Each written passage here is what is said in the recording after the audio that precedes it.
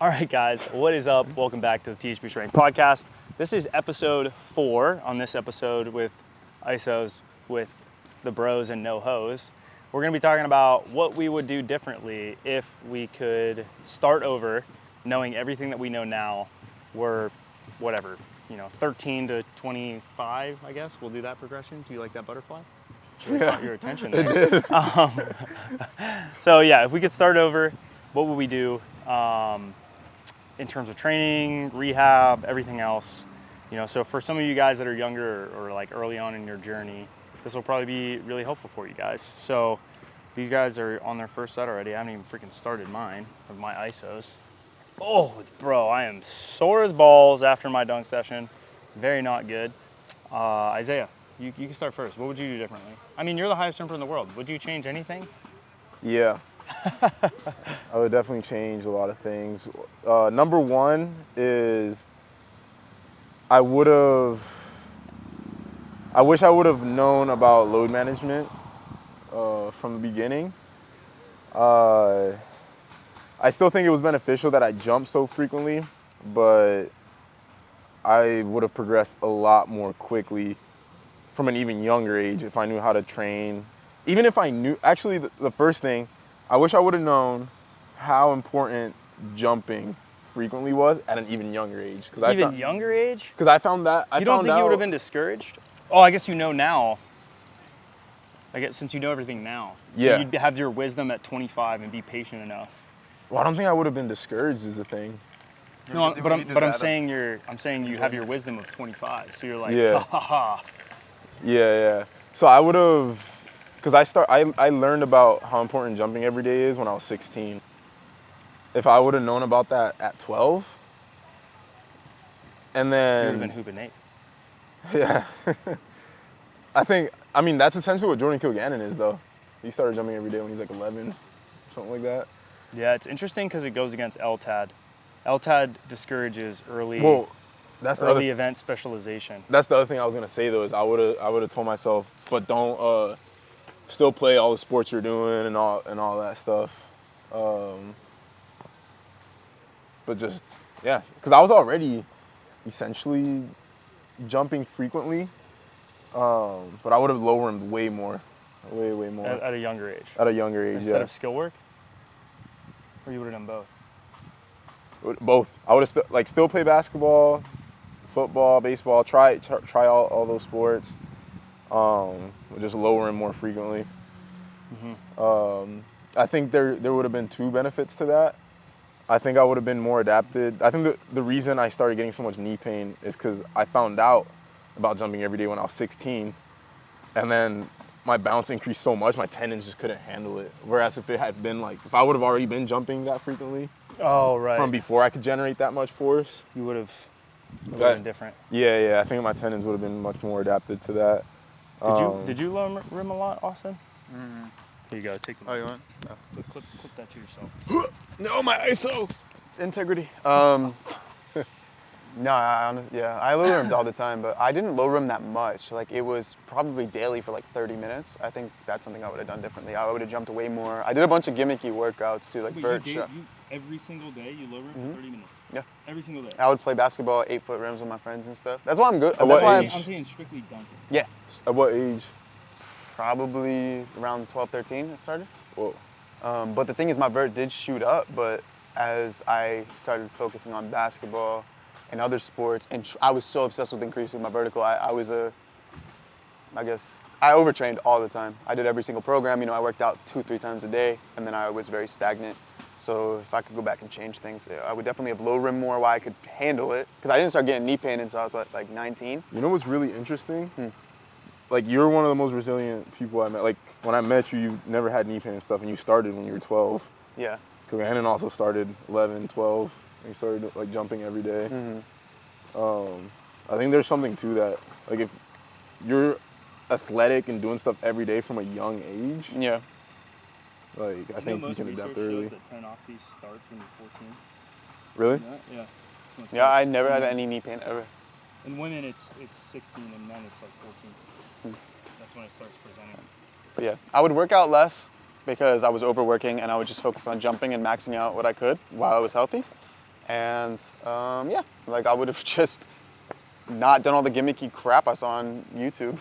That's like all the vert shock and the jump attack and all that stuff. Because I would do that. I would have track practice after school, jumping, sprinting. I would go straight to the gym, do my vert shock or my whatever lift, and then I would play basketball or low rim, depending on the day. But there was a low rim at my gym at the time, so it was kind of a mix of both. Yeah. So it was like every day for hours. So. And then And I wouldn't party as much. That's good advice. actually, Focus on recovery. and then the other thing is, so start low rimming early.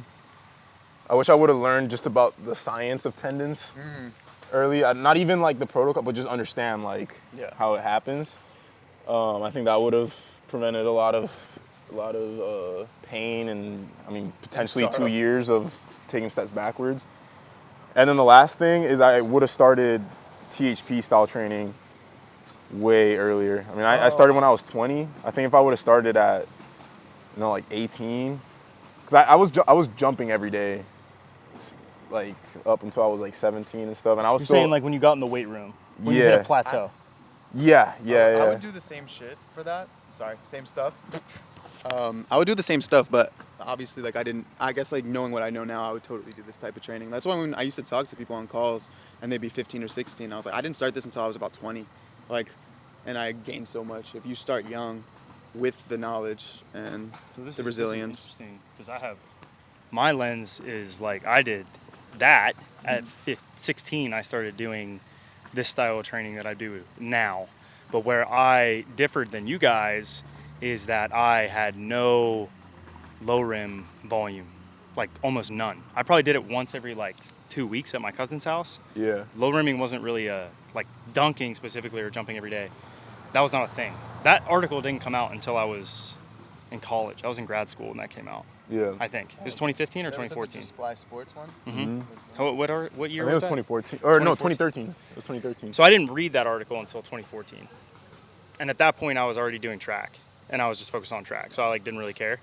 So if I could go back and do it again, I would have definitely learned good technique at a really young age and I would have perfected it. I would have been a 2-foot jumper. I would not have focused on one. I would have been a 2-foot jumper. That's the first thing I would have done. The second thing I would have done is I would have perfected my technique. I would have used pendulum arm swing and I would have low rimmed and I would have done it like in my driveway as much as I possibly could or my cousin's house because he had like a little bit more space on a paved surface. Because I think that even though I practiced 2-foot jumping a lot and I did all the plyos and stuff like that at a young age, I had no concept of how to jump well with good technique off 2 feet. That wasn't a thing when I was in high school. There was no technique primer for 2-foot. Resources, really. Yeah, those resources didn't exist. ISOs were not a thing, so I would have done ISOs. I would have done load management when I ran into tendon issues. I think I still would have done, like with the strength work, I didn't know anything about injuries. So when I was in high school, I probably would have done like injury preventative stuff or like been aware of it. I wouldn't have forced deep squatting. That was a big thing I wish I could take back. I never would have forced deep squatting if I could. That fucked my hips up irreparably for the rest of my life. And you know what's crazy is I probably, that's one thing I would change too. Like you would have deep squatted or no? not? I wouldn't have done, I would have deep front squatted, don't deep back squat. For your back? Yeah. What about deadlift? Perfect technique. Don't let your technique break Like whatsoever. you wouldn't have ego lifted. Yeah. I used to ego deadlifts all the time. I wouldn't have done that anymore. Let's see, what else would I have done differently? I think the biggest difference between me and you guys is that you guys low rimmed a shit ton more than I did. Like my training quality and volume of quality training was way higher, but I had way less Specific volume. Specific volume at a young age. So I had a really good like LTAD development if you look at it. Yeah. But I lacked the specificity in that area, which again is against traditional LTAD. Like General to LTAD specific. says general to specific. Like who knows? Maybe when I'm 35. LTAD, by the way, means long-term athletic development. So maybe when I'm 35, I'll hit my 2-foot peak. Maybe I'll like windmill elbow or like East Bay or some shit. Like people will be like, "Oh my God!" Like then we were all gonna look back and be like, "You're a genius. Your LTAD was brilliant." But at the moment, it's like, that's not the case. I think for 1 foot, I think it was fine because I think high jump set me up to like learn 1 foot jump technique really well. But in terms of like the skill of dunking, I don't think that like it was beneficial for me in that sense. Dunking is not high jump. It's way different. I say that all the time. They're just different. They're not the same thing. Especially off 1 foot. What makes you a good dunker typically makes you bad at high jump. That's why like Sutherland's PR is like a hair over 7 foot, maybe a hair under. He might have jumped 6'11", 6'10" in a meet. I don't think he's jumped 7 foot, but he's the best 1 foot dunker in the world. Yeah. Think about that, right? Like that's crazy. Same thing with Justin Darlington. Jumped 7 foot. That's a foot lower than the world record, but he's the best dunker in the world. And then people are like, well, what if high jumpers did dunking? And it's like, yeah, have you ever heard of Guillen Marco? He's horrible at dunking. Yeah. Like, there's a lot of good high jumpers that jump over 7 feet or well above 7 feet that are not that good at dunking. Jordan Westner's one of the best dunkers in the or high jumpers in the country, and his bag is distance dunks, distance one-handers. Yeah. So they're just not the same thing. Most high jumpers, and even he's a 7'3", 7'4" high jumper. Really, the only people where it transfers is guys that played basketball. Yeah, because the hand speed. Yeah, I've been thinking about that more and more recently, like since talking to you about it, and I think how many ball handling drills. Like I would do the Pistol Pete Maravich drills every day. Like so, I didn't start low rimming at 11, 12, but from 11 and 12. I was doing Pistol Pete Maravich drills every single day. I was doing street ball moves and I'm talking like 3-4 hours a day. And I think that's why like, I can pick things up like this, like, cause it's the same thing. Like Pistol Pete is doing a drill where you like catch the ball like this and go like this. All right, an off the backboard pass is easy. He's telling you to do behind the back passes and I'm doing that for 30 minutes straight against the wall. Like, regular passes and lobs and all that stuff become easy. He's telling you you're doing this drill against the wall or you throw it hard against a circle. Guess what you do when you catch a lob? You're doing those same catches. So Do you think in terms of coordination, Yeah. I mean, look for at- hands is like perfect. I mean, I look think at so, Dom. yeah. Look at Dom. Dom's the same Dom's way too. he's a hooper. He dribbles all the time. He'll tell you straight up. The only thing he does is low rim and dribble the basketball to Yeah. practice. That's literally it. He has some of the best hands, I would say, in the world. What did you say that? Him Yeah. is smooth. Like he has some of the best hands. Like obviously, it's crazy. I think street ball moves are. I think, yeah, specifically street ball moves. Give me that back. I wouldn't say necessarily dribbling drills, like where you're like stationary like this or like Yeah, pressing yeah. a crossover, but that didn't transfer for me at all. My when I hands was have doing all gotten the way better at stationary low stuff. rimming just from doing it twice though. yeah. But something I've always had transfer is I always separate it between dribbling drills and ball handling drills. Dribbling drills is where you're actually dribbling. Ball handling is like Around the around the waist, as fast as you world, can, around between your your legs, yeah. around the head, like the ball's not throwing bouncing on the ground. Exactly, yeah. Anything where the ball's not bouncing against the ground, like, For skill work. is what I consider a ball handling drill, and that is some of the best transfer to dunking that I've seen. Yeah, whenever I'm dunking my best, like trick wise, I'm doing that. Those hand, at least a Pete Meredith, yeah, the video that you posted, his hand speed video. I do that daily, typically when I'm dunking my best, when my East Bays are consistent, when Yeah. tricks are easy. I think my weight room development, like if I had perfect hip mobility, which I wouldn't because I have fucked up hips, I'm identical to my brother, has the same ones, he rarely lifted at all. Like if I had perfect hip mobility, I don't think I could get perfect hip mobility. I don't think there's anything I could have done in my development that would have changed the anatomy of my hips to give me better hip mobility. Because my brother stretched all the time. And guess what? He still had the same outcome. 2 torn labrums in his hips. Like, same exact outcome. I don't think any amount of stretching would have changed my hip mobility. I don't think any amount of hip distraction would have changed it. I think it was like, this is in the cards for you. My dad had hip and back problems too. So I think that was going to be a thing no matter what. Yeah. And I think if I could, I was going to say the one thing I would have done is I would have deep squatted with perfect technique, and built up more appropriately, or I would have like done Oli lifting or something. But I think at the end of the day, I don't think that ever would have been an option based on my hip anatomy. I think there's just a misconception that you can improve that stuff. Like you need to move within the limits of your body. Anytime you start trying to push that, I think a lot of people just see like a Chinese Olympic weightlifter deep squatting. Like, I should be able to and do then, that. Yeah, and then they want and every to strength that. coach is like, every athlete should move this way. Yeah, but it's like well, Like Maybe if you want not. to take it, if you want to take it to the extreme, it's like look at one of those like circus performers that can do freaky like Yeah. flexibility acts, and like you know, like most people wouldn't look at that and be like, I can do that. But with other, I guess when it's like in the sporting world and it's like a squat where you think it should be something that every human can do, like. Yeah, that's a good point of comparison. Yeah. What about plyos? Would you guys have done more plyos, less plyos? What do you think? I did a lot of plyos in middle school and early high school, and then I kind of faded out. That was my training. I faded out into the end of high school. I did literally 0. I wish I did plyos. less plyos and more dunking. I'm not kidding. I did a ton of plyos with weightlift. I did a bunch of plyos and weightlifting, but it was like all like 1,000 rep vert chalk, crazy stuff. But I did all that stuff, and it didn't do anything. Like it didn't make me a freak. I was in high school like barely dunking, like, you know. Yeah, I did no plyos, and if I could go back, I would. Still do no plyos. I would have done less. I would have done less. I tried depth jump one time. I wouldn't have tried it that one time. Yeah, I think I've gotten better. I've gotten better at dunking by doing dunking than I have any amount of plyos. And I'm great at plyos. I am really good at plyos. You see my alternate leg bounding?